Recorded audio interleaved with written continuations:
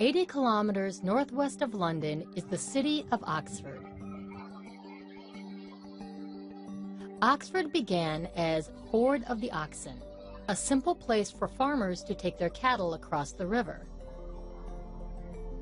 Today, it is a city famous for being the home of the University of Oxford, the oldest university in the English-speaking world.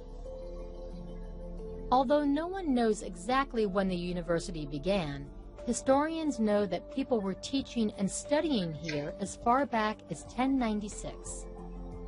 Today, more than 900 years later, it is a combination of the university's fame and the beauty of its buildings that brings thousands of visitors here each year.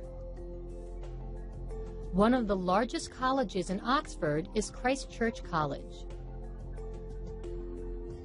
In recent years, the college building, in particular its Great Hall, has become famous as a filming location for the Harry Potter movies. But Christ Church is also well known as the home of Charles Lutwidge Dodgson, also known as Lewis Carroll. And it was at Christ Church that Dodgson first met the children of the head of the college, Henry Little. The Little children, in particular young Alice Pleasance Little, became good friends with Dodgson. He took them on boat rides along the river and told them many stories. One of these stories told the adventure of a girl called Alice in a confusing underground land that he called Wonderland. Although the stories were fantastic and strange, Dodgson based them on situations, places, and people that were familiar to the children.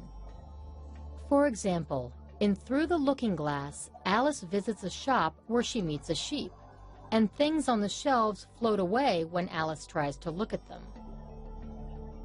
Many believe the shop in the story represents a small shop just across the road from Christ Church.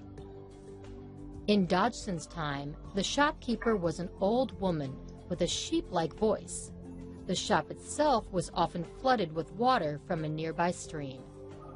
However, it is not unusual for Oxford to appear in fantasy stories.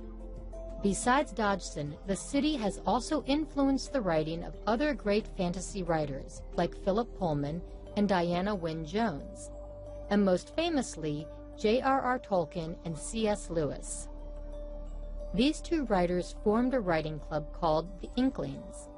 They often met here at the Eagle and the Child. And it was here that Lewis's Narnia series and Tolkien's Lord of the Rings began to take shape. Having inspired so many wonderful writers and their amazing stories, it is no wonder the city of Oxford will be visited and treasured for a long time to come.